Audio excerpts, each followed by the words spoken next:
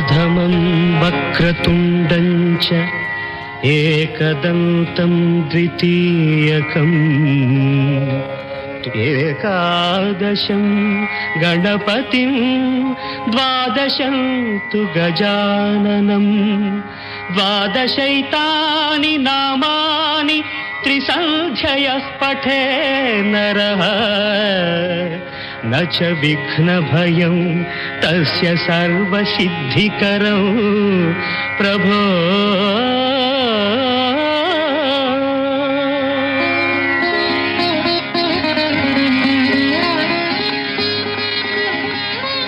The following 2RRR program broadcast in the Kannada language is supported by the Community Broadcasting Foundation of Australia.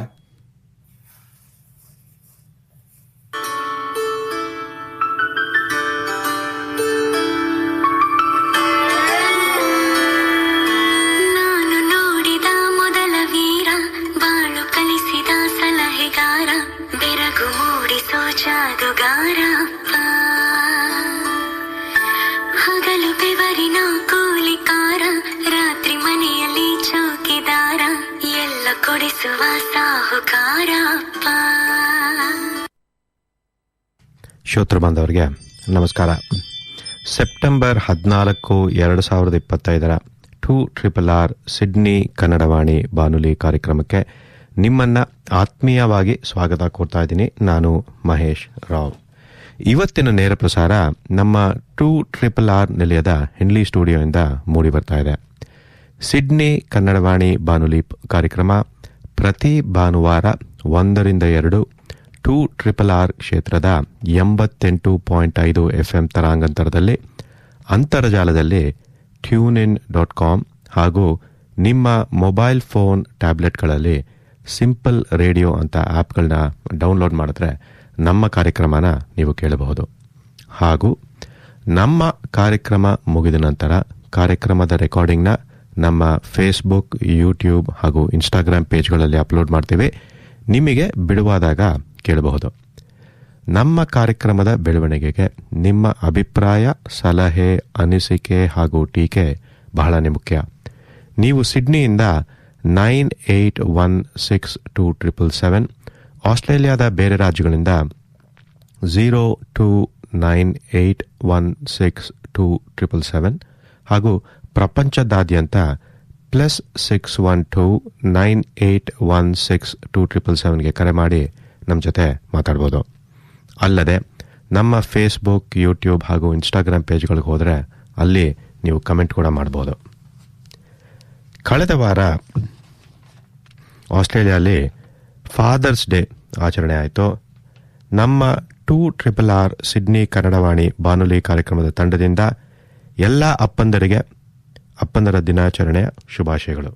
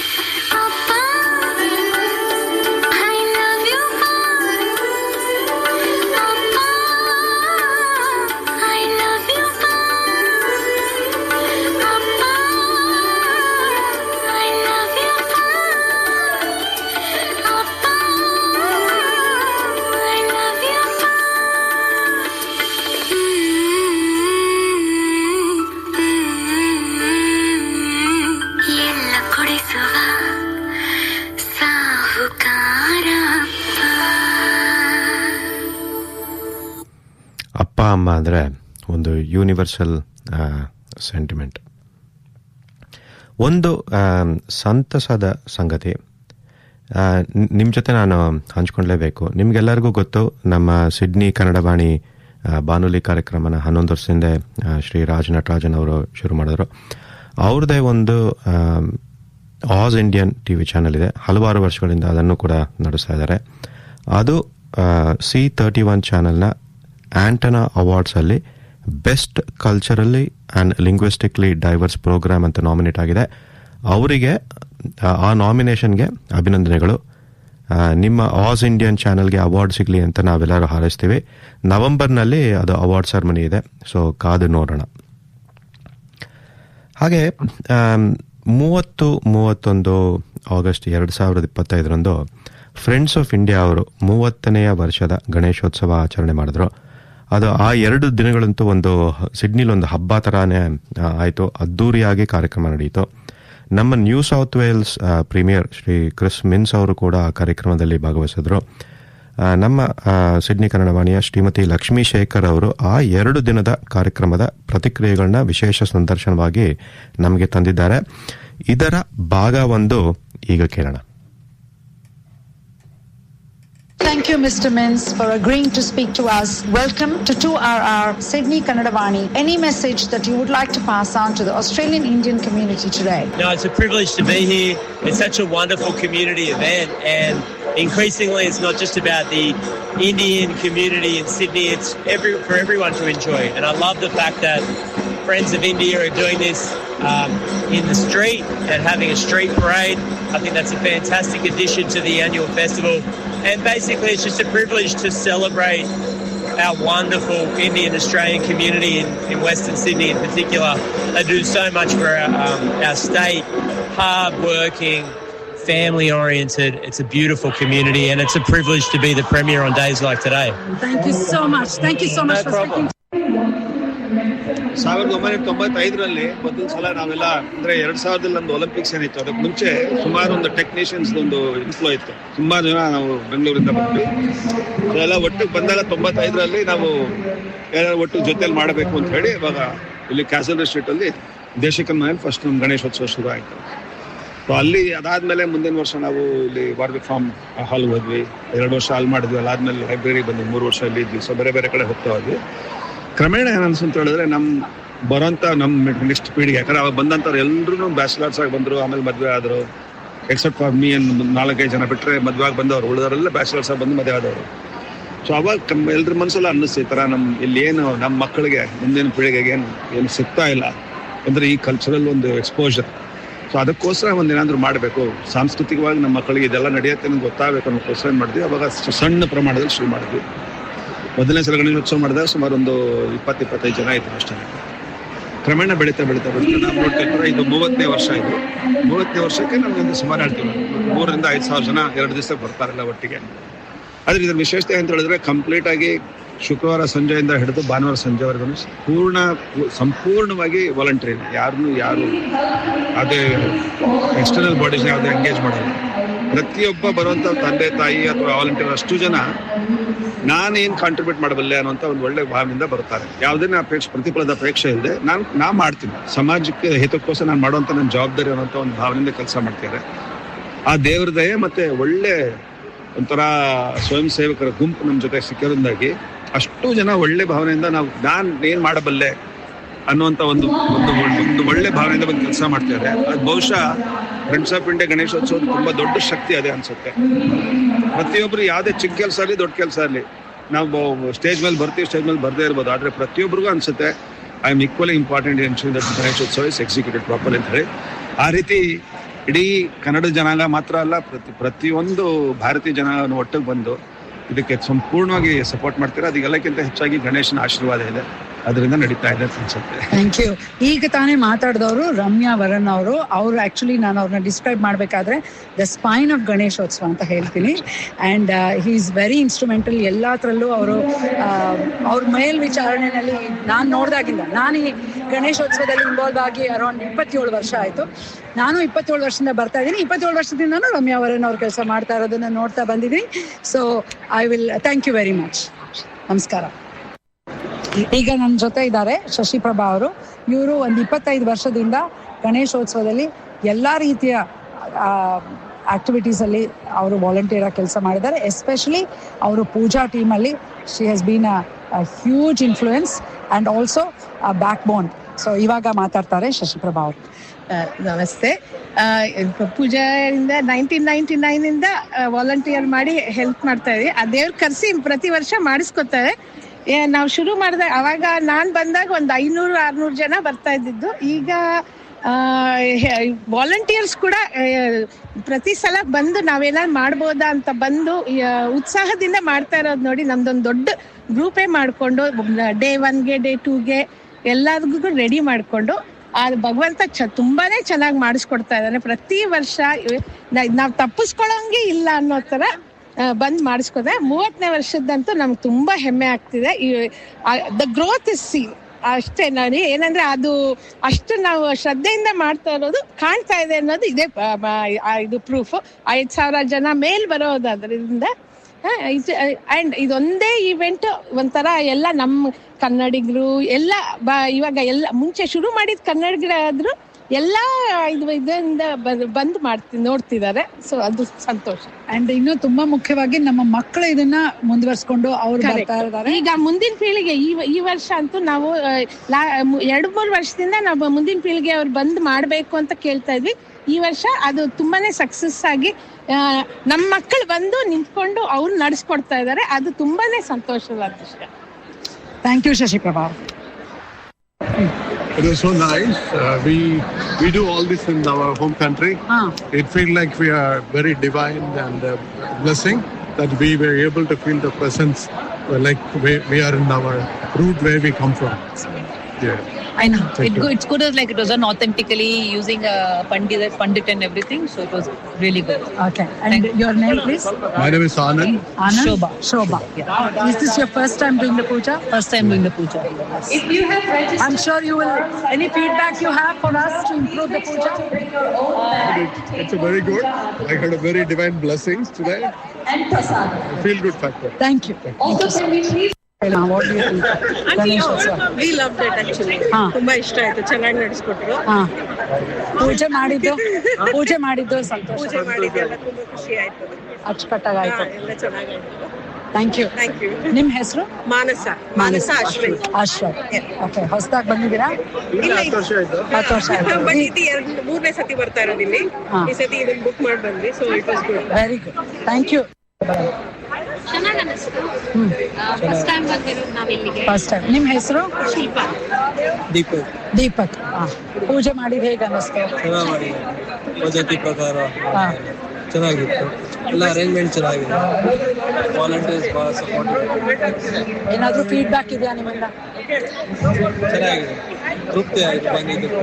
ತುಂಬಾ ಸಂತೋಷ ಆಯಿತು. ಶಿಲ್ಪಾ ಅವರೇ, thank you. Okay. My name is Nihal Agar. I have been attending the Ganesh Utsav for last many years, and today's event has been exceptional. The puja that we did was first of its kind for me. Everything was so nice. I congratulate the committee and all those volunteers for their hard work. All the best. Thank you. ಸರ್ವೇಭ್ಯೋ ನಮೋ ನಮಃ. ಎಲ್ಲರಿಗೂ ಗಣೇಶ ಹಬ್ಬದ ಶುಭಾಶಯಗಳು.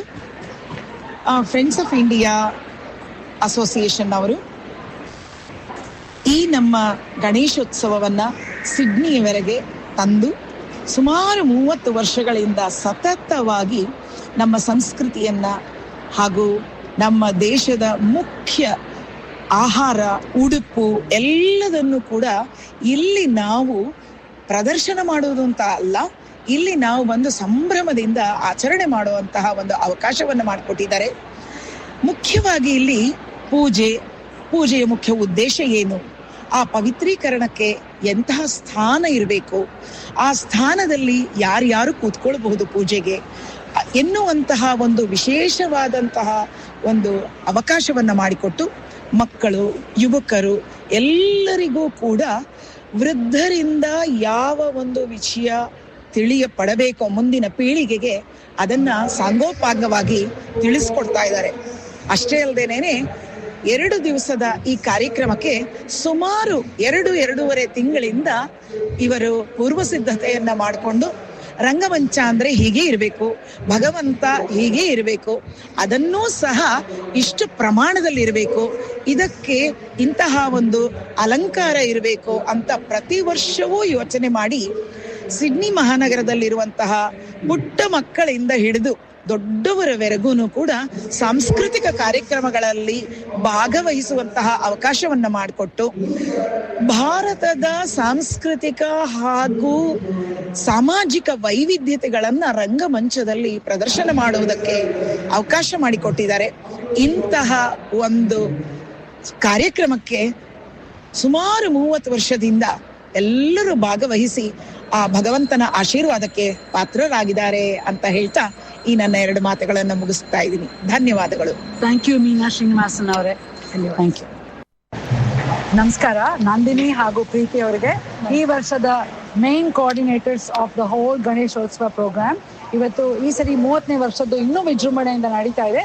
ಅದ್ರ ಬಗ್ಗೆ ಅವರಿಬ್ಬರನ್ನು ಮಾತಾಡಿಸ್ತೀನಿ. ಈಗ ನಂದಿನಿ ಅವರೇ, you tell us about your experience. This is the 30th grand celebration Ganeshotsava that we are having in Viklam Center. Right now cultural program is going on, but there is going to be a blast experience in the evening, and tomorrow there is going to be Satyanarayana Puja, followed by plenty of other programs like ladies dance, kids fancy dress, and also because it's 30th grand year, we have organized grand procession in Liverpool cities, in Liverpool streets. So hope to see you all here because this is one of the things that's going on for last 30 years. It's like a family event, so we would like to everyone to join. Preethi ಅವರೇ, ನೀವು ಹೇಳಿ. ಇವತ್ತು grand cultural night has led by Yuvas. ನಮ್ಮ ಯುವಾಸ್ ಇಂದ ಮಾಡ್ತಾ ಇದೀವಿ. They are putting up a great show in the evening. We encourage all of you to come and support our little kids who have put lot of effort. 3-4 months ಇಂದ ಅವರೆಲ್ಲರೂ ತುಂಬಾ effort ಹಾಕಿ practice ಮಾಡ್ತಾ ಇದ್ದಾರೆ. We want to see our little birds grow up and ನಮ್ಮ ಕಲ್ಚರ್ನ represent ಮಾಡ್ತಾ ಇದ್ದಾರೆ. So we want everyone to come and support us. And also ನಾಳೆ ಈವೆಂಟಿಗೆ, ನಾಳೆ ಸತ್ಯನಾರಾಯಣ ಪೂಜಾ ಇದೆ, ಲಕ್ಷ್ಮಿ ಅರ್ಚನೆ ಇದೆ, ಹಾಗೆ ವಿಷ್ಣು ಸಹಸ್ರನಾಮ ಇದೆ. ಪೂಜೆ ಸ್ಟಾರ್ಟ್ ಆಗುತ್ತೆ 8:15ಗೆ. ಮತ್ತೆ ಮಕ್ಕಳ ಫ್ಯಾನ್ಸಿ ಡ್ರೆಸ್ ಇದೆ 11 ಗಂಟೆಗೆ. ಮತ್ತೆ 12 ಗಂಟೆಗೆ ಲೇಡೀಸ್ ಡಾನ್ಸ್ ಇದೆ. ಅದಾದ್ಮೇಲೆ ಪ್ರಸಾದ ವಿನಿಯೋಗ. ಅದಾದ ನಂತರ ಪ್ರೊಸೆಷನ್, ಗ್ರ್ಯಾಂಡ್ ಪ್ರೊಸೆಷನ್ ಆಗುತ್ತೆ 30th ಇಯರ್ಗೆ. ಸೊ ನಾವೆಲ್ಲ ಒಂದು ಪ್ರೊಸೆಷನ್ ಹೋಗಿ ಲಿವರ್ಪೂಲ್ ಮೆಕ್ವರಿ ಮಾಲ್ ಅಲ್ಲಿ ಮತ್ತೆ ಅಲ್ಲೊಂದು ಕಲ್ಚರಲ್ ಇವೆಂಟ್ ಇರುತ್ತೆ. ಅಲ್ಲಿ ನಂತರ ವಿಸರ್ಜನೆ ಆಗತ್ತೆ. ಸೊ ಎಲ್ಲರೂ ಬಂದು ಸಪೋರ್ಟ್ ಮಾಡ್ಬೇಕಂತ ವಿನಂತಿ ನಮ್ದು. Thank you. ನಿಮ್ಮಿಬ್ರಿಗೂ ನನ್ನ ಕಡೆಯಿಂದ ಧನ್ಯವಾದಗಳು. ಯಾಕೆಂದ್ರೆ ನನಗೆ ಗೊತ್ತು ಈ ತರ ಮನೆಯಲ್ಲಿ 4 ಜನ ಬಂದ್ರೇನೆ ಎಷ್ಟು ನಮ್ಗೆ ಆರ್ಗನೈಸ್ ಮಾಡ್ಕೊಳ್ಳೋದಿರತ್ತೆ. ಅಂಥದ್ರಲ್ಲಿ ಒಂದು 3,000ಕ್ಕಿಂತ ಹೆಚ್ಚು ಜನ ಬಂದು ಹೋಗುವಂತ ಈ ಕಲ್ಚರಲ್ ಪ್ರೋಗ್ರಾಮ್ಗೆ ನೀವು ಎಷ್ಟು ತಿಂಗಳುಗಳಿಂದ ಕೆಲಸ ಮಾಡಿರ್ತೀರಾ. ಧನ್ಯವಾದಗಳು ನನ್ನ ಕಡೆಯಿಂದ. ಧನ್ಯವಾದಗಳು ಶ್ರೀಮತಿ ಲಕ್ಷ್ಮೀ ಶೇಖರ್ ಅವರಿಗೆ. ಮುಂದಿನ ವಾರ 2025 ಗಣೇಶೋತ್ಸವದ ವಿಶೇಷ ಸಂದರ್ಶನ ಭಾಗ 2 ಕೇಳೋಣ. ಸತತವಾಗಿ 30 ವರ್ಷ ಇಂಥ ಕಾರ್ಯಕ್ರಮ ಆಯೋಜನೆ ಮಾಡಬೇಕು ಅಂದರೆ ಸುಲಭ ಅಲ್ಲ. ಅದು ಬಹಳನೇ ಕಷ್ಟ. ಇದಕ್ಕೆ ವಾಲಂಟಿಯರ್ಸು ಕೊಡುಗೆ ಅಂತೂ ಬೇಕೇ ಬೇಕು. 2RRR ಸಿಡ್ನಿ ಕನ್ನಡವಾಣಿ ಬಾನುಲಿ ಕಾರ್ಯಕ್ರಮದ ತಂಡದ ಪರವಾಗಿ ಹಾಗೂ ನಮ್ಮ ಸಮುದಾಯದ ಪರವಾಗಿ friends of India organising committee ಹಾಗೂ ವಾಲಂಟಿಯರ್ಸ್ಗೆ ಅಭಿನಂದನೆಗಳು ಮತ್ತು ಧನ್ಯವಾದಗಳು ಕೂಡ. ಗಣೇಶೋತ್ಸವ ಅಂದರೆ ಇದು ಸಂದರ್ಶನ ಕೇಳಿದಾದ್ಮೇಲೆ ಗಣೇಶೋತ್ಸವ ಅಂದರೆ ಒಂದು ಸಂಭ್ರಮ. ಅದೊಂದೇ ಅಲ್ಲ, ಏಕೀಕರಣ ಕೂಡ ಆಗ್ತಾ ಇದೆ. ಭಾರತದ ಏಕೀಕರಣ ಅಂದಾಗ ಒಂದು ಹಾಡು ನಮ್ಮ ಕರ್ನಾಟಕದ ಬಗ್ಗೆ ನನಗೊಂದು ನೆನಪು ಬರುತ್ತೆ. ಈಗ ಕೇಳೋಣ.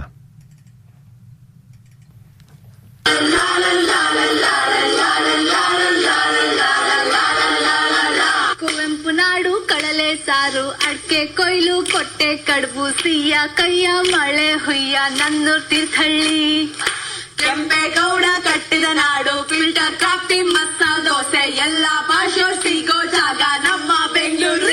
ವರ್ಷಕ್ಕೊಂದು ದಸರಾ ಹಬ್ಬ, ಬೆಡ್ಡಲ್ ಕುಂತಳ್ ಚಾಮುಂಡವ್ವ, ಸ್ವೀಟು ಅಂದೆ ಮೈಸೂರ್ ಪಾಕ್, ನನ್ ಮೈಸೂರ್ ಹುಡುಗಿರಿ.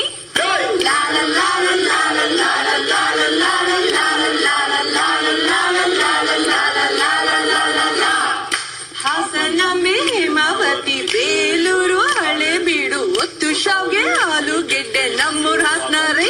ಕಿತ್ತೂರಾಣಿ ಕುಂದಾನಗರಿ, ಜೋಳು ರೊಟ್ಟಿ ಶೇಂಗಾ ಚಟ್ನಿ, ಹುಗ್ಗಿ ತಿನ್ನೋ ಚೊಳ್ಳು ಮಂದಿ ನಮ್ಮೂರ್ ಬೆಳಗಾವಿ. ಜೋಗದ ಗುಂಡಿ, ಜೋನಿ ಬೆಲ್ಲ, ಎಲೆ ಅಡಿಕೆ, ನೀನ ಸಮ್ಮು, ಕಲಿಯ ಬೀಡು, ಗಂಧದ ನಾಡು ನಮ್ಮೂರ್ ಸಾಗರ ರೇ. ಕೋರಿ ಸುಕ್ಕ ಮೀನ್ ಸಾರು, ಬೀಚ್ ಅಂದ್ರೆ ನಮ್ದೇ ಊರು, ಭೂತ ಕೊಲ್ಲ ಯಕ್ಷಗಾನ ನಮ್ಮೂರ್ ಮಂಗ್ಳೂರ್ ರೀ.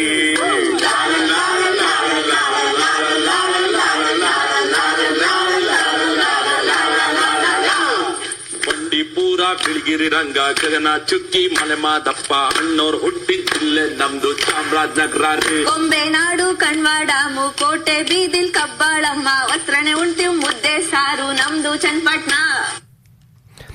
ಈಗ ಒಂದು ಸ್ಪಾನ್ಸರ್ ಸಂದೇಶ ಕೇಳಿ ನಮ್ಮ ಕಾರ್ಯಕ್ರಮನ ಮುಂದುವರ್ಸೋಣ. Hello, I'm Karen Lang, Director of Lady Anne Funerals. We are a family-owned and operated business in Sydney, and we have proudly served our local community for over 18 years. Lady Anne Funerals aims to exceed expectations by fulfilling client requests to remember and honour their recently passed loved ones. Throughout the process, clients are supported by the same funeral arranger from the small team of ladies in the office at Gladesworth. If you need any guidance or have questions, please call Lady Anne Funerals on 1300 740074. That's 1300 740074. Lady Anne Funerals, where every family is special.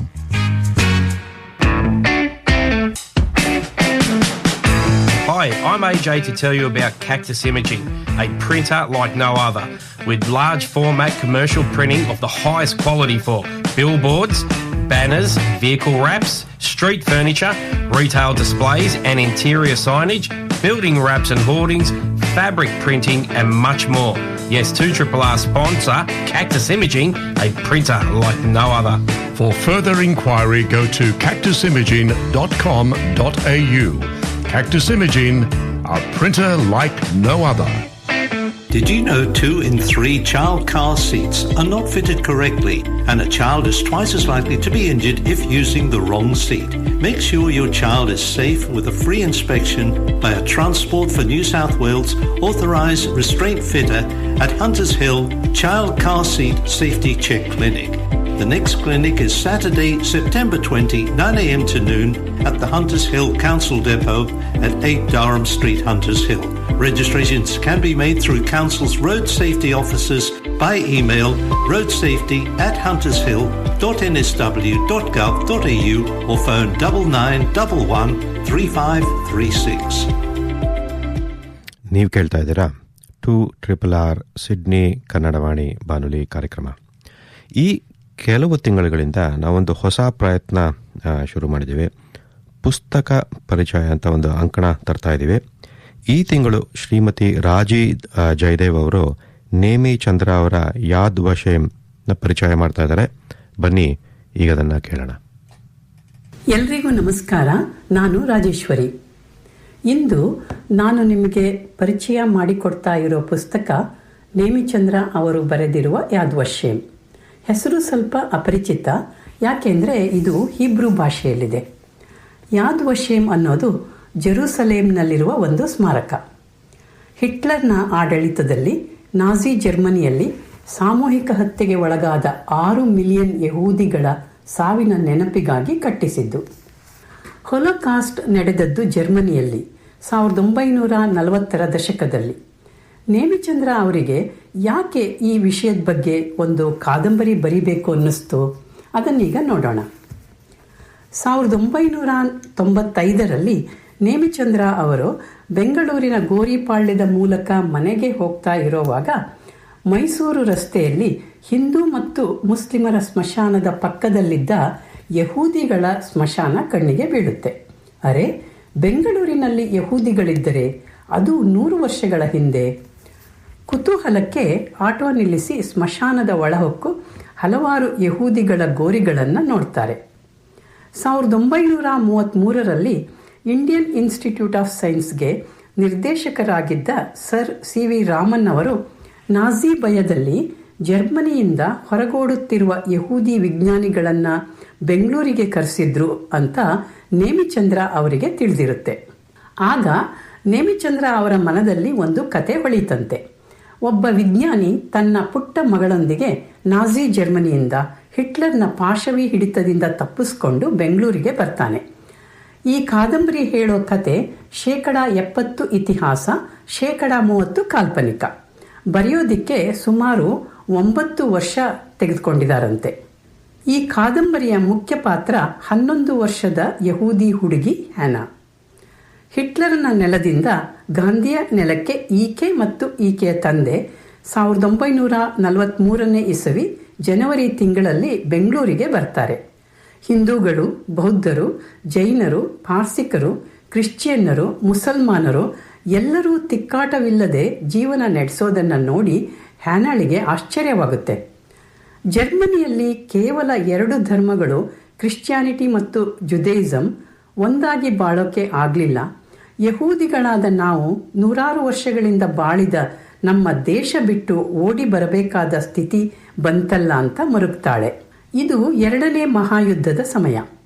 ಯುದ್ಧ ಮುಗಿದ ಮೇಲೆ ತನ್ನೂರು ಜರ್ಮನಿಗೆ ಹೋಗಬೇಕು.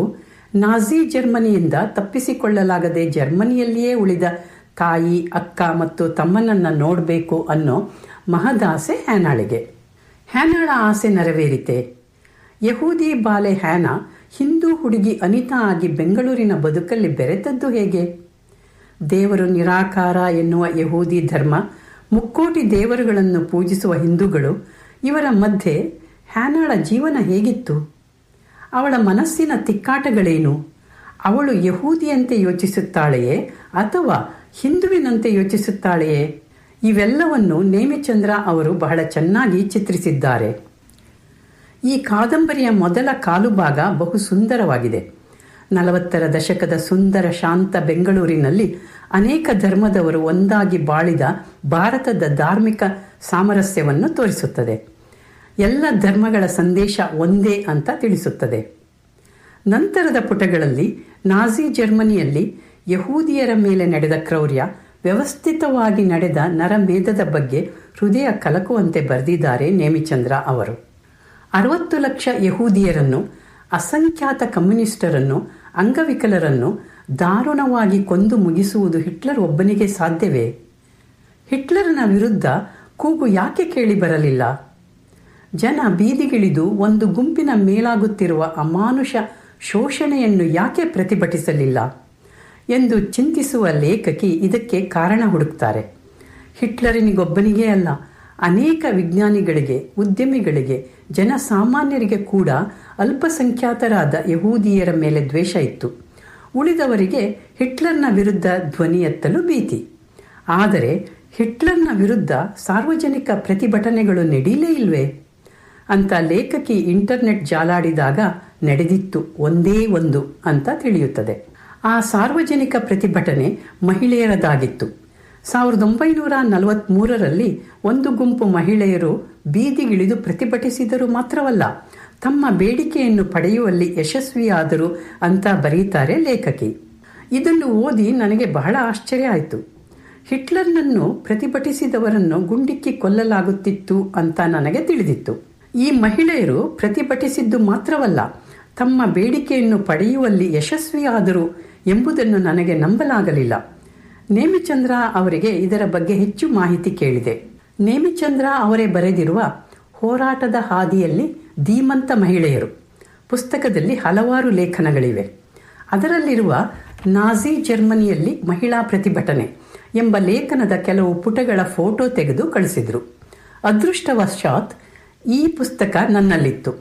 ಶೋಷಿತ ಜನರಿಗಾಗಿ ಹೋರಾಡುತ್ತಿರುವ, ಯುದ್ಧ ನಿಲ್ಲಿಸಿ ಎಂದು ಕರೆ ನೀಡುತ್ತಿರುವ ಈ ಮಹಿಳೆಯರ ಧೈರ್ಯ, ಶಕ್ತಿ, ದೃಢತೆ, ಪರಿಶ್ರಮಗಳ ಬಗ್ಗೆ ಬರೆದ ಅನೇಕ ಲೇಖನಗಳನ್ನು ಓದಿ ಬೆರಗಾದೆ. ಕಟ್ಟಕಡೆಯ ಪುಟಗಳಲ್ಲಿ ಹಿಟ್ಲರ್ನ ಸಾವಿನ ನಂತರ ಎರಡನೇ ಮಹಾಯುದ್ಧ ಮುಗಿದ ನಂತರದ ಬದುಕಿನ ಬಗ್ಗೆ, ಇಸ್ರೇಲ್ ಸ್ಥಾಪನೆಯ ಬಗ್ಗೆ, ಇಸ್ರೇಲ್ನಲ್ಲಿ ನಡೆಯುತ್ತಿರುವ ಆಗುಹೋಗುಗಳ ಬಗ್ಗೆ ಬರೆದಿದ್ದಾರೆ. ಹಿಂದೆ ತಮಗಾಗಿದ್ದ ಅನ್ಯಾಯವನ್ನು ಇಸ್ರೇಲ್ನಲ್ಲಿರುವ ಯಹೂದಿಗಳು ಇಂದು ಪ್ಯಾಲೆಸ್ಟೈನಿನ ಅರಬರ ಮೇಲೆ ಎಸಗುತ್ತಿದ್ದಾರೆ. ಒಡೆದು ಆಳುವ ನೀತಿಯನ್ನು ಅನುಸರಿಸುವ ಬ್ರಿಟಿಷರು 1948ರಲ್ಲಿ ಯಹೂದಿಗಳಿಗಾಗಿಯೇ ಅಂದು ಮುಸಲ್ಮಾನರು ಆಳುತ್ತಿದ್ದ ಪ್ಯಾಲೆಸ್ಟೈನ್ ಅನ್ನು ನೀಡುತ್ತಾರೆ. ಅಲ್ಲಿಂದ ಮುಸಲ್ಮಾನರನ್ನು ಹೊರಗಟ್ಟುವ ಯಹೂದಿಗಳು ಇಸ್ರೇಲ್ ಅನ್ನು ಸ್ಥಾಪಿಸುತ್ತಾರೆ. ಅಳಿದುಳಿದ ಪ್ಯಾಲೆಸ್ಟೈನಿಯನ್ನರು ತುಂಡು ನೆಲದಲ್ಲಿ ಅದೇ ರಾಷ್ಟ್ರದಿಂದ ಬೇರೆಯಾಗಿ ಜೀವಿಸುತ್ತಾರೆ. ಎಂಥ ವಿಪರ್ಯಾಸ!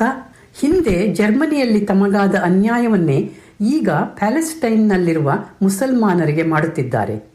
ಇತಿಹಾಸ ಏಕೆ ಮತ್ತೆ ಮರುಕಳಿಸುತ್ತಿದೆ?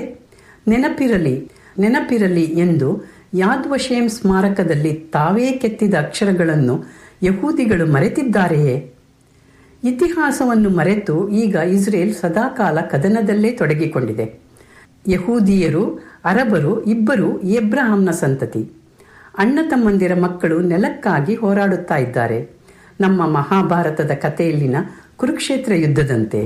ಯುದ್ಧದಲ್ಲಿ ಯಾರಾದರೂ ಗೆದ್ದೋರುಂಟೆ ಎಂಬ ಪ್ರಶ್ನೆ ಕೇಳ್ತಾರೆ ಲೇಖಕಿ ನೇಮಿಚಂದ್ರ. ಎರಡೂ ಕಡೆ ಸಾವು ನೋವುಗಳಾಗುತ್ತವೆ. ಹಿಟ್ಲರ್ ಮತ್ತು ನಾಜಿಗಳು ಕ್ರಿಶ್ಚಿಯನ್ನರು. ಇವರು ಯಹೂದಿಗಳ ಮೇಲೆ ಹಿಂಸಾಚಾರ ಎಸಗುತ್ತಿರುವ ಸಮಯದಲ್ಲೇ ಕ್ರಿಶ್ಚಿಯನ್ನರು ಕೂಡ ಬಹು ಕಷ್ಟಕ್ಕೆ ಒಳಗಾಗುತ್ತಾರೆ. ನನ್ನ ಗೆಳತಿ ಈವಾನ್ ಜರ್ಮನ್ ದೇಶದವಳು, ಕ್ರಿಶ್ಚಿಯನ್. ಅವರ ತಾಯಿಗೆ ಹೋಲೋಕಾಸ್ಟ್ ಸಮಯದಲ್ಲಿ 9-10 ವರ್ಷವಂತೆ. ಅವರಿಂದ ಆ ಸಮಯದಲ್ಲಿ ಜನರು ಅನುಭವಿಸಿದ ಕಷ್ಟಗಳನ್ನೆಲ್ಲ ಈವಾನ್ ತಿಳ್ಕೊಂಡಿದ್ದಾರೆ. ಆಹಾರ ಪದಾರ್ಥಗಳ ಅಂಗಡಿಗಳೆಲ್ಲ ಮುಚ್ಚಿರುತ್ತಿದ್ದವಂತೆ. ಅವರಿಗೆ ಸ್ವಲ್ಪ ಕೃಷಿ ಭೂಮಿ ಇದ್ದದ್ದರಿಂದ ಊಟ ತಿಂಡಿಗೇನೂ ಕೊರತೆ ಇರಲಿಲ್ಲವಂತೆ. ಹಣ್ಣು ತರಕಾರಿಗಳನ್ನು ಒಂದು ಬುಟ್ಟಿಯಲ್ಲಿ ಮನೆ ಮುಂದೆ ಇಟ್ಟಿರ್ತಾ ಇದ್ರಂತೆ. ಹರಕು ಬಟ್ಟೆ ಉಟ್ಟ ಮಕ್ಕಳು ಅವನ್ನು ಕ್ಷಣಾರ್ಧದಲ್ಲಿ ತೆಗೆದುಕೊಂಡು ಹೋಗುತ್ತಿದ್ದರಂತೆ. ಈ ಮಕ್ಕಳು ಕ್ರಿಶ್ಚಿಯನ್ನರು ಎಂದು ಹೇಳಲೇಬೇಕಾಗಿಲ್ಲ.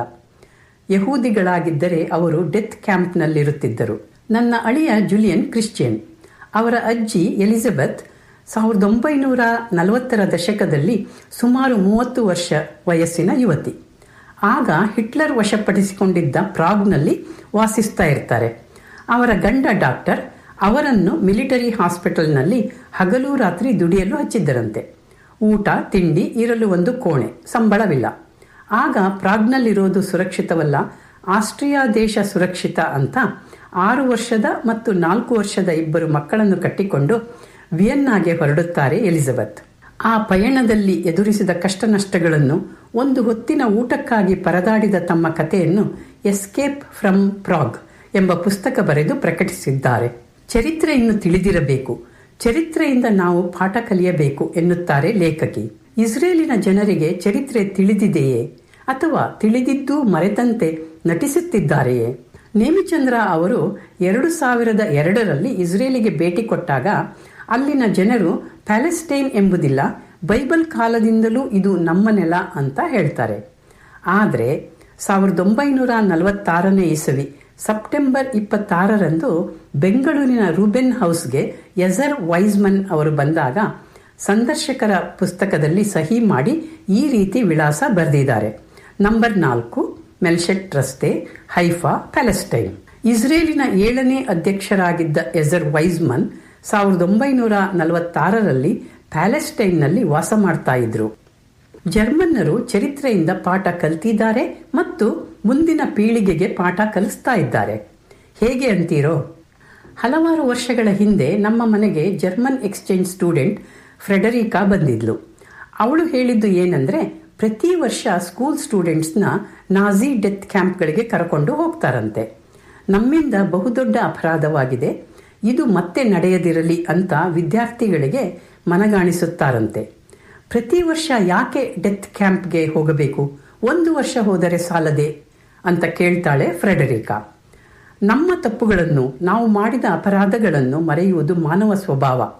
ಮಕ್ಕಳೇ, ನಾವು ಮಾಡಿದ ಅಪರಾಧವನ್ನು ನೀವೆಂದೂ ಮಾಡದಿರಿ ಎಂದು ಪದೇ ಪದೇ ನೆನಪಿಸುವ ಪ್ರಯತ್ನ ಈಗಿನ ಜರ್ಮನ್ನರದು.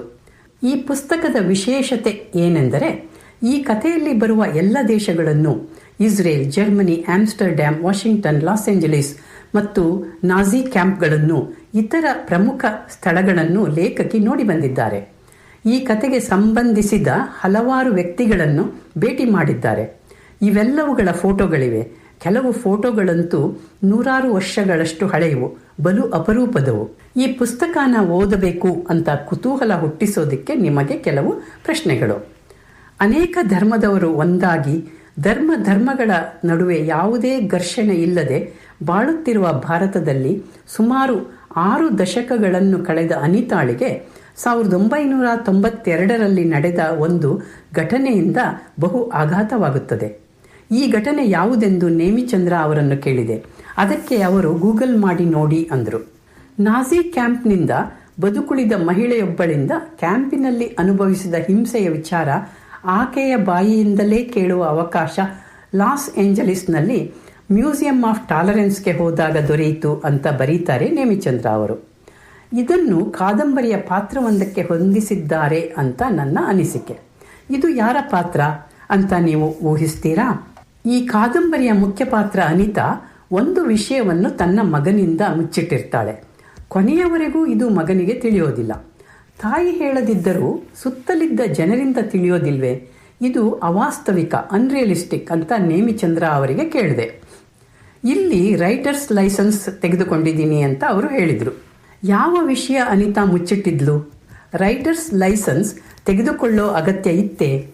ಮತ್ತೊಮ್ಮೆ ಮಗದೊಮ್ಮೆ ಈ ಪುಸ್ತಕ ಓದಿದ ಮೇಲೆ ಊಹಿಸಿದೆ, ಕತೆಗೆ ಪವರ್ಫುಲ್ ಕ್ಲೈಮ್ಯಾಕ್ಸ್ ಕೊಡೋದಿಕ್ಕಾಗಿ ರೈಟರ್ಸ್ ಲೈಸೆನ್ಸ್ ತೆಗೆದುಕೊಂಡಿದ್ದರು ಅಂತ. ನಿಮಗೇನನ್ಸುತ್ತೆ? ಕೇವಲ 2 ವಾರಗಳ ಹಿಂದೆ ಸಿಡ್ನಿ, ಮೆಲ್ಬರ್ನ್ ಮತ್ತು ಅಡ್ಲೇಡ್ಗಳಲ್ಲಿ ನಿಯೋನಾಜಿಗಳು ಇಮಿಗ್ರೇಷನ್ ವಿರುದ್ಧ ಪ್ರತಿಭಟನೆ ನಡೆಸಿದರು. ಭಾರತೀಯ ವಲಸಿಗರ ವಿರುದ್ಧವೂ ಕೂಗು ಕೇಳಿಬಂತು. ಎಂಥ ವಿಪರ್ಯಾಸ! ನಿಯೋನಾಜಿಗಳು ಇಮಿಗ್ರೆಂಟ್ಸ್ಗಳೇ ಅಲ್ಲವೇ? ಕಥೆಯಂತೆ ಓದಿ ಕೆಳಗಿಟ್ಟು ಬಿಡುವಂಥ ಪುಸ್ತಕವಲ್ಲ ಯಾದ್ ವಶೇಮ್. ನಮ್ಮನ್ನು ಆಳವಾದ ಚಿಂತನೆಗೆ ಹಚ್ಚುತ್ತದೆ ಈ ಪುಸ್ತಕ. ನಮ್ಮಲ್ಲೇ, ನಮ್ಮೊಳಗೆ ಜನಾಂಗೀಯ ದ್ವೇಷಿ ಹಿಟ್ಲರ್ ಹುಟ್ಟಿಬಿಡಬಲ್ಲ. ಅವನನ್ನು ತಡೆಯುವ ಹೊಣೆ ನಮ್ಮದು.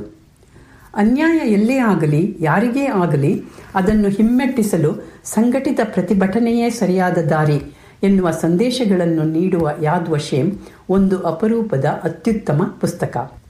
ಧನ್ಯವಾದಗಳು. ಧನ್ಯವಾದಗಳು ಶ್ರೀಮತಿ ರಾಜು ಜಯದೇವ್ ಅವರಿಗೆ.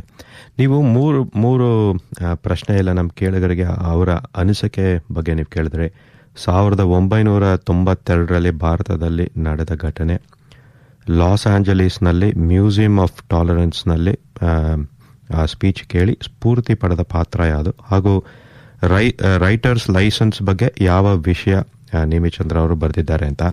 ನನಗೇನನ್ಸುತ್ತೆ ಅಂದರೆ, ನಮ್ಮ ಕೇಳುಗರಲ್ಲಿ ಒಂದು ವಿನಂತಿ, ನಿಮಗೆ ಈ ಉತ್ತರ ಗೊತ್ತಿದ್ರೆ ನಮ್ಮ ಕಾರ್ಯಕ್ರಮಕ್ಕೆ ಈಗ ಕರೆ ಮಾಡಬೇಡಿ.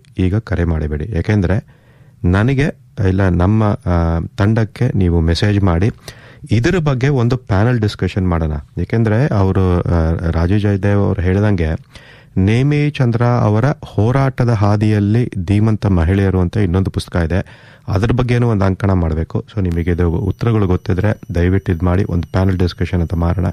ಅದೊಂದು ಲೈವಲ್ಲಿ ಇಲ್ಲಾಂದರೆ ರೆಕಾರ್ಡ್ ಮಾಡಿ ನಾವು ಕಳಿಸ್ಬೋದು. ಇನ್ನೊಂದೇನೆಂದರೆ, ನಾಜಿ ಜರ್ಮನಿಯಲ್ಲಿ ಮಹಿಳಾ ಪ್ರತಿಭಟನೆ ಮಾಡಿ ಹಿಟ್ಲರಿಂದ ಅವರ ಬೇಡಿಕೆಗಳನ್ನ ಪೂರೈಸಿದ್ದಾರೆ ಅಂದರೆ ಬಹಳನೇ ಒಂದು ಅಚ್ಚರಿಯ ಸಂಗತಿ. ಮತ್ತೊಮ್ಮೆ ಶ್ರೀಮತಿ ರಾಜು ಜಯದೇವ್ ಅವರಿಗೆ ಧನ್ಯವಾದಗಳು. ಈಗ ಒಂದು ಸ್ಪಾನ್ಸರ್ ಸಂದೇಶ ಕೇಳಿ ಕಾರ್ಯಕ್ರಮನ ಮುಂದುವರಿಸೋಣ. Concussion affects thousands of Australians every year. To discover why some recover well and others don't, the Australian Mild Traumatic Brain Injury Study, AUS-MTBI, is recruiting adults and children with recent concussion. The benefits of contributing to the study include a personalised recovery program and symptom tracker. Download the HeadCheck app, join AUS-MTBI and complete the study for a chance to win a Visa gift card. Station sponsor. Are you or a loved one in need of an aged care facility? The St Elizabeth Aged Care Facility and Nursing Home is situated in Dean Park, just 40 minutes drive from Sydney CBD, on a beautifully landscaped and leafy 3.9 hectares. All staff speak English and approximately a quarter also speak Hungarian. For Hungarian-speaking residents, there are special services, including cultural programs and consular services.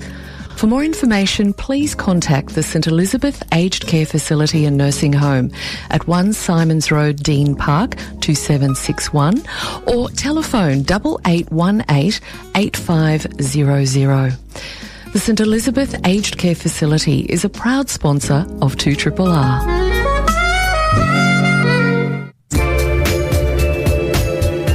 The Rotary Club of Hunters Hill, in partnership with Hunters Hill Council, are again hosting in 2025 the Hunters Hill Spring Garden Competition.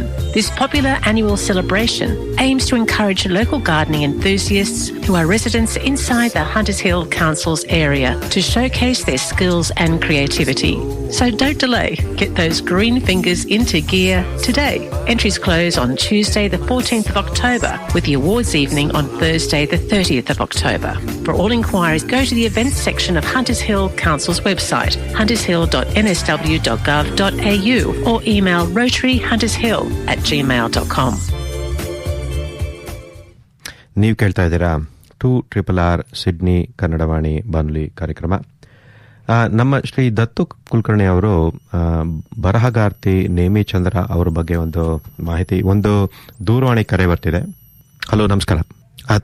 Correct ಮಾಡ್ತೀನಿ. Sydney Srinivas ಅವರು. ಅದೇ ಇವಾಗ ನಾನು ಇವರು ರಾಜೇಶ್ವರಿ ಅವರು ಕಳಿಸಿದ ಇದನ್ನ ನೋಡಿದೆ. ಅವರ ಪುಸ್ತಕ ವಿಮರ್ಶೆ ಪರಿಚಯ ಅತ್ಯುತ್ತಮವಾಗಿತ್ತು. ಅದನ್ನ ಎರಡನೇ ಮಾತಿಲ್ವೇ ಇಲ್ಲ. ಒಂದು ಪುಸ್ತಕವನ್ನ ಹೇಗೆ ಪರಿಚಯ ಮಾಡ್ಕೊಡ್ಬೇಕು ಅನ್ನೋದನ್ನ ಅವರು ತೋರಿಸ್ಕೊಟ್ಟಿದ್ದಾರೆ. ಅದಕ್ಕೊಂದು ಮಾದರಿ ತರ ಇತ್ತು. ಅದು ಸ್ಪಷ್ಟವಾಗಿ ಚೊಕ್ಕಟವಾಗಿ ನಿರೂಪಣೆ ಮಾಡಿದ್ದಾರೆ. ಅದೊಂದೇ ಅಲ್ಲ, ಆ ಪುಸ್ತಕ ವಿಮರ್ಶೆ ಮಾಡ್ಬೇಕಾದ್ರೆ ಅಥವಾ ಪುಸ್ತಕದ ಬಗ್ಗೆ ಹೇಳ್ಬೇಕಾದ್ರೆ ಇವತ್ತಿನ ಪ್ರಚಲಿತ ವಿದ್ಯಮಾನಗಳನ್ನು ಪರಿಗಣಿಸಿ ಒಂದು ಕ್ರೋಢೀಕರಿಸಿ ಹೇಳಿರೋದು ಹೆಚ್ಚುಗಾರಿಕೆ ಅಂತ ಭಾವಿಸ್ತೀನಿ. ಅದರಿಂದ ಅವರು 3 ಪ್ರಶ್ನೆಗಳನ್ನು ಕೇಳಿ ನಮ್ಗೆಲ್ಲ ಒಂದು ಚಾಲೆಂಜ್ ಕೊಟ್ಟಿದ್ದಾರೆ. ನೋಡೋಣ, ಅದನ್ನ ನಾವು ಮುಂದುವರ್ಸೋಣ. ಅದು ತುಂಬಾ ಅತ್ಯುತ್ತಮವಾಗಿತ್ತು ಈ ಪುಸ್ತಕ, ಇದು ಪರಿಚಯ ಹೀಗೆ ಮುಂದುವರಿಲಿ ಅಂತ ಹಾರೈಸ್ತೀನಿ. ಧನ್ಯವಾದಗಳು ಅಂಕಲ್. ಇನ್ನೊಂದು, ಅವ್ರಿಗೆ ಪಾಪ ಹುಷಾರಿರ್ಲಿಲ್ಲ, 5 ಸತಿನೋ 6 ಸತಿನೋ ರೆಕಾರ್ಡ್ ಮಾಡಿ ನನಗೆ ಅವರು ಕಳಿಸಿದ್ರು. ಅವರು ಏನ್ ಮಾಡಿದ್ರು ಚೊಕ್ಕಟವಾಗಿ ಮಾಡ್ತಾರೆ. ಖಂಡಿತ. ಧನ್ಯವಾದಗಳು. Okay, thank you. ಅದೇ, ಶ್ರೀ ದತ್ತು ಕುಲಕರ್ಣಿ ಅವರು ಬರಹಗಾರ್ತಿ ನೇಮಿಚಂದ್ರ ಅವರ ಬಗ್ಗೆ ಒಂದು ಮಾಹಿತಿ ಕಳಿಸಿದ್ದಾರೆ. ಅದನ್ನ ಈಗ ಕೇಳೋಣ. ನಮಸ್ಕಾರ ಮಹೇಶ್ ಅವರಿಗೆ, ಹಾಗೆ ಸಿಡ್ನಿ ಕನ್ನಡವಾಣಿಯ ಎಲ್ಲ ಕೇಳುಗರಿಗೆ ದತ್ತು ಕುಲಕರ್ಣಿಯ ನಮಸ್ಕಾರಗಳು. ಇದೀಗ ನಾವೆಲ್ಲ ಶ್ರೀಮತಿ ರಾಜೇಶ್ವರಿ ಜಯದೇವ್ ಅವರು ಮಾಡಿದಂತಹ ಯಾವ್ದು ವಿಷಯ ಪುಸ್ತಕದ ಪರಿಚಯವನ್ನು ಕೇಳಿದೆವು. ರಾಜೇಶ್ವರಿ ಅವರು ಯಾವ್ದು ವಿಷಯ ಅನ್ನುವ ಈ ವಿಶಿಷ್ಟ ಹೆಸರನ್ನು ಹೊಂದಿದೆ ಮತ್ತು ಹಾಗೆ ಐತಿಹಾಸಿಕ ಕಥಾ ಹಂದರ ಹೊಂದಿರುವ ಈ ಪುಸ್ತಕದ ಪರಿಚಯವನ್ನು ತುಂಬ ಆಸಕ್ತಿ ಬರುವ ಹಾಗೆ ಮಾಡಿದರು. ಅವರಿಗೆ ಧನ್ಯವಾದಗಳು. ಇನ್ನು ನಾನು ಈ ಕಾದಂಬರಿ ಬರೆದಂತಹ ನೇಮಚಂದ್ರ ಅವರ ಕಿರು ಪರಿಚಯವನ್ನು ಮಾಡಿಕೊಡ್ಲಿಕ್ಕೆ ಬಯಸ್ತೇನೆ. ನೇಮಚಂದ್ರ ಅವರು ಕನ್ನಡದ ಅತಿ ವೈಶಿಷ್ಟ್ಯಪೂರ್ಣ ಬರಹಗಾರ್ತಿ. ಅವರು ಹುಟ್ಟಿದ್ದು ಚಿತ್ರದುರ್ಗದಲ್ಲಿ. ನಂತರ ಮೈಸೂರು ನ್ಯಾಷನಲ್ ಇನ್ಸ್ಟಿಟ್ಯೂಟ್ ಆಫ್ ಇಂಜಿನಿಯರಿಂಗ್ನಿಂದ BTech ಪದವಿಯನ್ನು ಪಡೆದರು. ನಂತರ ಭಾರತೀಯ ವಿಜ್ಞಾನ ಸಂಸ್ಥೆಯಿಂದ MS ಅನ್ನು ಮಾಡಿ ನಂತರ ಬೆಂಗಳೂರಿನ HALನಲ್ಲಿ ತಂತ್ರಜ್ಞಾನಾಧಿಕಾರಿಯಾಗಿ ಹಾಗೆ ನಿರ್ದೇಶಕರಾಗಿ ಕೆಲಸ ಮಾಡಿದರು. ಇನ್ನು ನೇಮಚಂದ್ರ ಅವರ ಹಲವಾರು ಕಥಾ ಸಂಕಲನಗಳು ಪ್ರಕಟವಾಗಿವೆ. ನಮ್ಮ ಕನಸುಗಳಲ್ಲಿ ನೀವಿದ್ದೀರಿ, ಮತ್ತೆ ಬರೆದ ಕಥೆಗಳು, ಕಳೆಯಬೇಕಿದೆ ನಿನ್ನ ಜೊತೆಯಲ್ಲಿ ಒಂದು ಶ್ಯಾಮಲ ಸಂಜೆ, ಇವು ಮುಂತಾದವು ಪ್ರಮುಖವಾದವು. ಇವುಗಳನ್ನೆಲ್ಲ ಸೇರಿಸಿ ನೇಮಚಂದ್ರ ಅವರ ಸಮಗ್ರ ಕಥೆಗಳು ಅನ್ನುವ ಸಮಗ್ರ ಸಂಕಲನ ಕೂಡ ಹೊರಬಂದಿದೆ. ನೇಮಚಂದ್ರ ಅವರು ಈಗ ನಾವು ಪರಿಚಯ ಮಾಡಿಕೊಂಡಂತಹ ಶೇಮ್ ಕಾದಂಬರಿ ಅಲ್ಲದೆ ಅನೇಕ ಪ್ರವಾಸ ಕಥನಗಳನ್ನು ಬರೆದಿದ್ದಾರೆ. ಪೆರುವಿನ ಪವಿತ್ರ ಕಣಿವೆಯಲ್ಲಿ ಆದಿಶೆಯಲ್ಲಿ ಉಲ್ಲೇಖಿಸಬಹುದಂತ ಒಂದು ಪುಸ್ತಕ. ಇದರಲ್ಲಿ ನೇಮಚಂದ್ರ ಅವರು ತಮ್ಮ ಇನ್ನೊಬ್ಬ ಗೆಳತಿಯೊಂದಿಗೆ ಅಮೆಜಾನ್ ಕಾಡುಗಳಲ್ಲಿ ಹಾಗೆ ಪೆರುವಿನ ಕಣಿವೆಯಲ್ಲಿ ಒಬ್ಬ ಬ್ಯಾಕ್ ಪ್ಯಾಕರ್ ಥರ ಅರಿದು ಅಲ್ಲಿನ ಸಂಸ್ಕೃತಿ, ಮುಗ್ಧ ಜನರನ್ನು, ಅವರ ಆಚಾರ ವಿಚಾರ, ಭಾಷೆ ಅವರ ರಾಜಕೀಯ ಮುಂತಾದ ಹಲವಾರು ವಿಷಯಗಳ ಮೇಲೆ ಬೆಳಕನ್ನು ಚೆಲ್ಲಿದ್ದಾರೆ. ಹಾಗೆ ನೇಮಚಂದ್ರ ಅವರು ಬರೆದಂತಹ ಹಲವಾರು ಜೀವನ ಚರಿತ್ರೆಗಳು ಬಹಳ ವಿಶೇಷವಾಗಿವೆ. ಅದರಲ್ಲೂ ಮಹಿಳೆಯರ ಬಗೆಗಿನ ಜೀವನ ಚರಿತ್ರೆಗಳು ಬಹಳ ವಿಶೇಷ ಅನ್ನಿಸ್ತವೆ. ಇದೀಗ ರಾಜೇಶ್ವರಿ ಅವರು ಉಲ್ಲೇಖಿಸಿದಂತಹ ಹೋರಾಟದ ಹಾದಿಯಲ್ಲಿ ಧೀಮಂತ ಮಹಿಳೆಯರು ಅಂತ ಅದರಲ್ಲಿ ಒಂದು.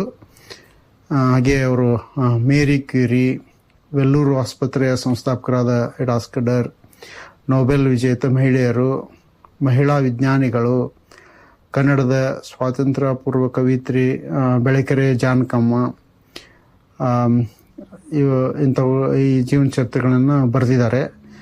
ಇವನ್ನೆಲ್ಲ ನೋಡಿದರೆ ನೇಮಚಂದ್ರ ಅವರಿಗೆ ಇರುವ ಮಹಿಳೆಯರ ಬಗ್ಗೆನ ವಿಶೇಷ ಆಸಕ್ತಿ, ವಿಶೇಷ ಕಕ್ಕಲಾತಿ, ಹಾಗೆ ಸ್ತ್ರೀವಾದದಲ್ಲಿರುವ ಅವರ ಆಸಕ್ತಿ ಗೊತ್ತಾಗ್ತದೆ.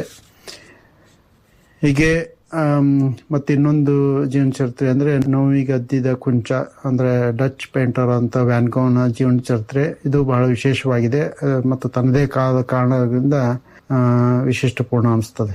ಹಾಗೆ ನೇಮಚಂದ್ರ ಅವರು ಬರೆದ ಇನ್ನುಳಿದ ವೈಚಾರಿಕ ಲೇಖನಗಳು, ಸಾಹಿತ್ಯ ಮತ್ತು ವಿಜ್ಞಾನ, ನಮ್ಮ ಮನೆಗೊಂದು ಕಂಪ್ಯೂಟರ್ ಮುಂತಾದ ಲೇಖನಗಳು, ಹಾಗೆ ತರಂಗ ಮತ್ತು ಉದಯವಾಣಿಯಲ್ಲಿ ಈಗಲೂ ಬರ್ತಿರುವ ಅವರ ಅಂಕಣ ಲೇಖನಗಳು, ಇವನ್ನೆಲ್ಲ ನೋಡಿದರೆ ನೇಮಚಂದ್ರ ಅವರ ವೈಚಾರಿಕತೆ ಮತ್ತು ಜೀವನದ ವಿಶಾಲ ದೃಷ್ಟಿಕೋನವನ್ನು ಇವೆಲ್ಲ ಬಿಂಬಿಸ್ತಾ ಅನಿಸ್ತದೆ.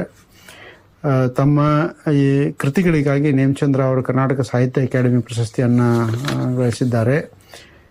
ಅದು ನಾವು ಇವತ್ತು ಪರಿಚಯ ಮಾಡಿಕೊಂಡಂತಹ ಯಾದ್ ವಶೇಮ್, ಅದಕ್ಕೆ ಹಾಗೆ ಪೆರುವಿನ ಪವಿತ್ರ ಕಣಿವೆಯಲ್ಲಿ, ಹಾಗೂ ಮೇರಿ ಕ್ಯೂರಿ ಜೀವನ ಚರಿತ್ರೆ. ಹೀಗೆ ಅವರಿಗೆ 3 ಸಲ ಕರ್ನಾಟಕ ರಾಜ್ಯ ಸಾಹಿತ್ಯ ಅಕಾಡೆಮಿ ಪ್ರಶಸ್ತಿ ಬಂದಿದೆ. ಹಾಗೆ ಅವರಿಗೆ ಅತ್ತಿಮಬ್ಬೆ ಪ್ರಶಸ್ತಿ, ದೇವಿ ಪುರಸ್ಕಾರ, ಮಾತೋಶ್ರೀ ರತ್ನಮ್ಮ ಹೆಗಡೆ ಪ್ರಶಸ್ತಿ ಮುಂತಾದ ಪ್ರಶಸ್ತಿಗಳು ಸಿಕ್ಕಿವೆ. ನನ್ನ ಪ್ರಕಾರ ಒಟ್ಟಿನಲ್ಲಿ ನೇಮಚಂದ್ರ ಅವರು 2 ಕಾರಣಗಳಿಗೆ ಅತಿ ವಿಶಿಷ್ಟ ಅನಿಸುತ್ತಾರೆ. ಒಂದು, ವಿಜ್ಞಾನ ಮತ್ತು ತಂತ್ರಜ್ಞಾನ ಕ್ಷೇತ್ರದಿಂದ ಬಂದು ಇಷ್ಟು ವಿಪುಲವಾದ ಸಾಹಿತ್ಯವನ್ನು ಅವರು ರಚನೆ ಮಾಡಿದ್ದು. ಹಾಗೆ ನೋಡಿದರೆ ಮೊದಲೊಂದು ಕಾಲವಿತ್ತು, ಸಾಹಿತಿಗಳು ಅಂದರೆ ಅವರೆಲ್ಲ ಪತ್ರಕರ್ತರು ಅಥವಾ ಕನ್ನಡ ಅಧ್ಯಾಪಕರು ಆಗಿರ್ತಿದ್ದರು. ಆದರೆ ಈಗ ಹಾಗಿಲ್ಲ, ಎಲ್ಲ ಕ್ಷೇತ್ರದವರು ಸಾಹಿತ್ಯವನ್ನು ರಚನೆ ಮಾಡ್ತಾ ಇದ್ದಾರೆ. ಹೀಗಾಗಿ ಅದರಲ್ಲೂ ಈ ನೇಮಚಂದ್ರ ಅವರು ಈ ದಿಶೆಯಲ್ಲಿ ಮೊದಲಿಗರು ಅಂತಾನೆ ಹೇಳ್ಬೋದು. ಬಹಳ ಹಿಂದಿನಿಂದ ಅವರು ಬೇರೆ ಕ್ಷೇತ್ರದಿಂದ ಬಂದು ಸಾಹಿತ್ಯ ಕೃತಿಗಳನ್ನು ರಚಿಸುತ್ತಾ ಬಂದಿದ್ದಾರೆ. ಇನ್ನೂ ಒಂದು ವಿಚಾರ ಅಂದರೆ ನೇಮಚಂದ್ರ ಅವರ ಕೃತಿಗಳಾದ ಯಾದ್ ವಶೇಮ್ ಮತ್ತು ಪೆರುವಿನ ಪವಿತ್ರ ಕಣಿಯಲ್ಲಿ ಬರೆಯಲಿಕ್ಕೆ ಅವರು ಮಾಡಿದಂಥ ಒಂದು ಏನದು ಫೀಲ್ಡ್ ವರ್ಕ್ ಅಂತ ಏನು ನಾವು ಹೇಳ್ತೀವಿ, ಅದನ್ನು ಅವರು ಮಾಡಿ 2 ಕೃತಿಗಳನ್ನು ಬರೆದಿದ್ದಾರೆ. ಅಂದರೆ ಈ ಐತಿಹಾಸಿಕ ಘಟನೆಗಳನ್ನು ಆಧರಿಸಿ ಕೃತಿಗಳನ್ನು ಬರೆಯುವಾಗ ಅದಕ್ಕೆ ಸಂಬಂಧಪಟ್ಟ ಜಾಗಗಳಿಗೆ ಭೇಟಿ ಕೊಟ್ಟು ಅಲ್ಲಿಯ ಸ್ಥಳ ಪುರಾಣ ಅದನ್ನು ಸಂಶೋಧನೆ ಮಾಡಿ ಮತ್ತು ಎಲ್ಲ ಐತಿಹಾಸಿಕ ಅಂಶಗಳನ್ನು ತಮ್ಮ ಸೃಜನಶೀಲ ಕೃತಿಗಳೊಳಗೆ ಒಳ್ಳೆಯ ರೀತಿಯಿಂದ ಮೇಳೈಸಿ ಬರೆಯೋದು. ಇಂಥ ಕೃತಿಗಳು ಅದರಲ್ಲೂ ಕನ್ನಡದಲ್ಲೂ ಅಷ್ಟೇ ಯಾಕೆ ಭಾರತೀಯ ಭಾಷೆಗಳಲ್ಲೂ ಅಪರೂಪ ಅಂತ ಹೇಳ್ಬೋದು. ಇವೆಲ್ಲ ಕಾರಣಗಳಿಂದ ನೇಮಚಂದ್ರ ಅವರು ನಿಜವಾಗಿಯೂ ಒಬ್ಬ ವಿಶೇಷ ಕನ್ನಡದ ಲೇಖಕಿ ಅಂತ ಹೇಳ್ಬೋದು. ಹಾಗೆ ನಮ್ಮ ಸಿಡ್ನಿ ಕನ್ನಡವಾಣಿ ಕೇಳುಗರಾದಂತಹ ಪುಸ್ತಕ ಆಸಕ್ತರು ಅವರ ಕೃತಿಗಳಾದ ಯಾದ್ ವಶೇಮ್, ಪೆರುವಿನ ಪವಿತ್ರ ಕಣಿವೆಯಲ್ಲಿ, ಹಾಗೆ ಹೋರಾಟದ ಹಾದಿಯಲ್ಲಿ, ಧೀಮಂತ ಮಹಿಳೆಯರು ಮುಂತಾದ ಕೃತಿಗಳನ್ನು ಓದ್ಬೋದು ಅಂತ ಹೇಳಿ ಬಯಸ್ತೇನೆ. ಹಾಗೆ ಎಲ್ಲರಿಗೂ ಮತ್ತೊಮ್ಮೆ ನಮಸ್ಕಾರಗಳು. ಧನ್ಯವಾದಗಳು ಶ್ರೀ ದತ್ತು ಕುಲಕರ್ಣಿ ಅವರಿಗೆ. ಮುಂದಿನ ತಿಂಗಳ ಪುಸ್ತಕ ಪರಿಚಯ ಅಂಕಣ ಯಾವ ಪುಸ್ತಕ ಪರಿಚಯ ಮಾಡ್ತಾರೆ ಅಂತ ಕಾದು ನೋಡೋಣ. ಸಿಡ್ನಿ ಕನ್ನಡ ಸಂಘ ಅವರು 2025 ಕರ್ನಾಟಕ ರಾಜ್ಯೋತ್ಸವ ಹಾಗೂ ಮಕ್ಕಳ ದಿನಾಚರಣೆ ಸಮಾರಂಭ ಆಯೋಜನೆ ಮಾಡ್ತಾ ಇದ್ದಾರೆ. ದಿನಾಂಕ 8 ನವೆಂಬರ್ 2025 ಶನಿವಾರ, ಸಮಯ 5:30. ಸ್ಥಳ ಪೆನೆಂಟ್ hills community centre, Ramsay road, ಪೆನೆಂಟ್ hills 2120. ದರ $10 ಮಾತ್ರ. ಮಕ್ಕಳು ಹಾಗೂ ಸ್ಥಳೀಯ ಕಲಾವಿದರಿಂದ ಸಾಂಸ್ಕೃತಿಕ ಕಾರ್ಯಕ್ರಮಗಳನ್ನ ಪ್ರದರ್ಶನ ಮಾಡ್ತಾ ಇದ್ದಾರೆ. ಸ್ನ್ಯಾಕ್ಸ್ ಹಾಗೂ ಡಿನ್ನರ್ ಕೂಡ ಸೂಕ್ತ ಬೆಲೆಯಲ್ಲಿ ಖರೀದಿ ಮಾಡಬಹುದು. ಹೆಚ್ಚಿನ ಮಾಹಿತಿಗೆ ಶ್ರೀಮತಿ ಸ್ಮಿತಾ ಕರ್ಕಿ 0481003394, ಶ್ರೀಮತಿ ಗೀತಾ ಗೋಪಿನಾಥ್ 0403150052ಗೆ ಕರೆ ಮಾಡಬಹುದು. ಮುಂದಿನ ವಾರಗಳಲ್ಲಿ ಸಿಡ್ನಿ ಕನ್ನಡ ಸಂಘದ ಸಮಿತಿ ಸದಸ್ಯರಿಂದ ಅವ್ರ ಜೊತೆ ಮಾತಾಡೋಣ. ಅದರದ್ದು ಕಾರ್ಯಕ್ರಮದ ವಿವರಣೆ ತಿಳಿಯುತ್ತೆ. ರೈಡ್ ಇಂಡಿಯನ್ ಅಸೋಸಿಯೇಷನ್ ಅವರು ರೈಡ್ ದಿವಾಳಿ ಫೇರ್ 2025 ಆಯೋಜನೆ ಮಾಡಿದ್ದಾರೆ. ಅಕ್ಟೋಬರ್ 5, 2025 2:30 ಮಧ್ಯಾಹ್ನ 2:30 8:00 ತನಕ ಕಾರ್ಯಕ್ರಮ ನಡೆಯುತ್ತೆ. ಸ್ಥಳ ಆನ್ಸಾಕ್ ಪಾರ್ಕ್, ವಾಟಲ್ ಸ್ಟ್ರೀಟ್, ವೆಸ್ಟ್ ರೈಡ್. ಹೆಚ್ಚಿನ ಮಾಹಿತಿಗೆ ಶ್ರೀ ಕೇದಾರ್ 0452401956ಗೆ ನೀವು ಕರೆ ಮಾಡ್ಬೋದು. ಸ್ಪಾನ್ಸರ್ಶಿಪ್ ಇರ್ಬೋದು, ಇಲ್ಲ ನೀವು ಅಲ್ಲಿ ಸ್ಟಾಲ್ ಹಾಕಬೇಕು ಅಂದರೆ ಕೇದಾರ್ ಅವ್ರನ್ನ ನೀವು ಸಂಪರ್ಕ ಮಾಡಬಹುದು.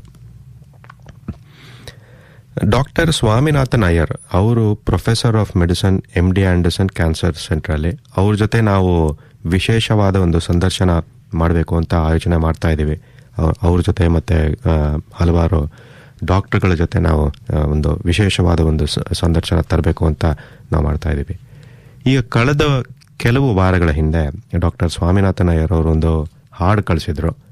ಈಗ ಇನ್ನೊಂದು ಹಾಡು ಕಳಿಸಿದ್ದಾರೆ, ಅದನ್ನ ಕೇಳೋಣ.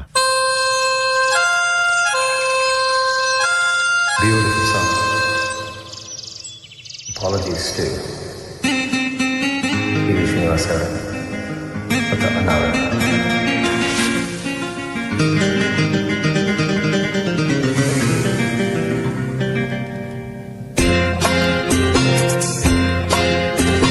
ನಿನದೇ ನೆನಪು ದಿನವೂ ಮನದಲ್ಲಿ ನೋಡುವ ಆಸೆಯು ತುಂಬಿದೆ ನನ್ನಲ್ಲಿ.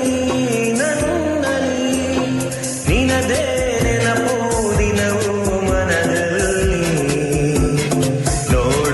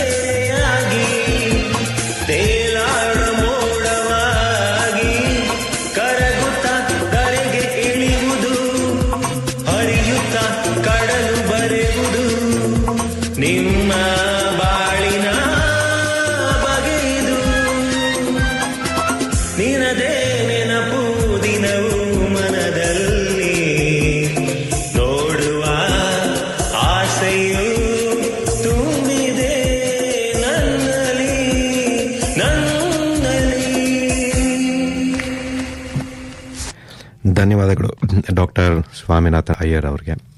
ಹೀಗೆ ನಿಮ್ಮ ಕೊಡುಗೆಗಳು ಬರ್ತಾನೆ ಇರಲಿ. ಇವತ್ತಿನ ಕಾರ್ಯಕ್ರಮದ ಕೊನೆಗೆ ಬಂದಿದ್ದೇವೆ. ಇವತ್ತಿನ ಕಾರ್ಯಕ್ರಮದಲ್ಲಿ ಭಾಗವಹಿಸಿದ ಶ್ರೀಮತಿ ಲಕ್ಷ್ಮೀ ಶೇಖರ್, ಶ್ರೀಮತಿ ರಾಜೇ ಜಯದೇವ್, ಶ್ರೀ ದತ್ತು ಕುಲಕರ್ಣಿ, ಡಾಕ್ಟರ್ ಸ್ವಾಮಿನಾಥನ್ ಅಯ್ಯರ್ ಅವರಿಗೆ ಧನ್ಯವಾದಗಳು. ಶ್ರೀಮತಿ ರಾಜಿ ಜಯದೇವ್ ಅವರು 3 ಪ್ರಶ್ನೆಗಳನ್ನ ಕೇಳಿದ್ರು.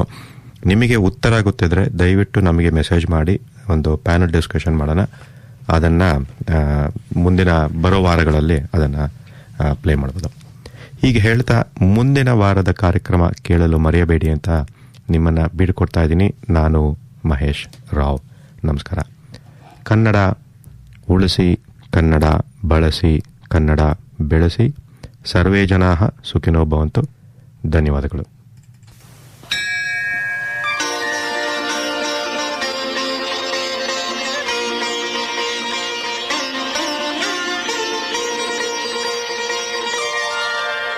ಮಾಣಿಕ್ಯ ವೀಣಾಮುಪಲಾಲಯಂತೀಂ ಮದಾಲಸಾಂ ಮಂಜುಳವಾಗ್ವಿಲಾಸಾಂ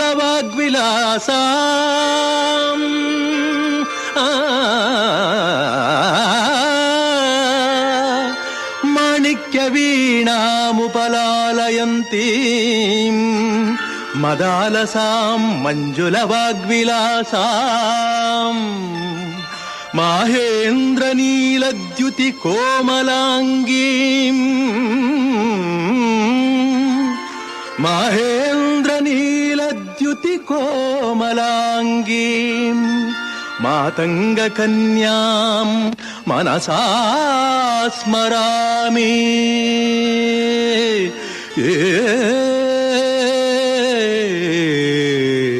ಮನಸಾ ಸ್ಮರಾಮಿ.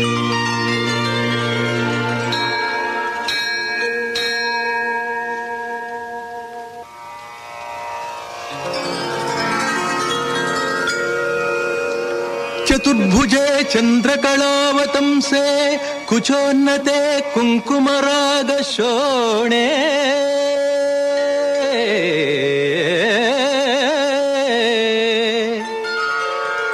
ಚತುರ್ಭುಜೆ ಚಂದ್ರಕಳಾವತಂಸೆ ಕುಚೋನ್ನತೆ ಕುಂಕುಮರಾಗ ಶೋಣೆ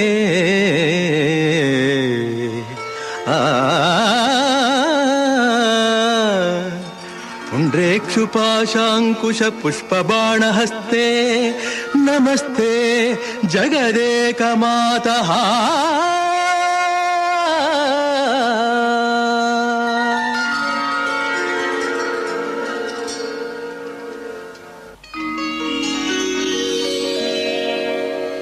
माता मरकतश्यामा मातंगी मधुशालिनी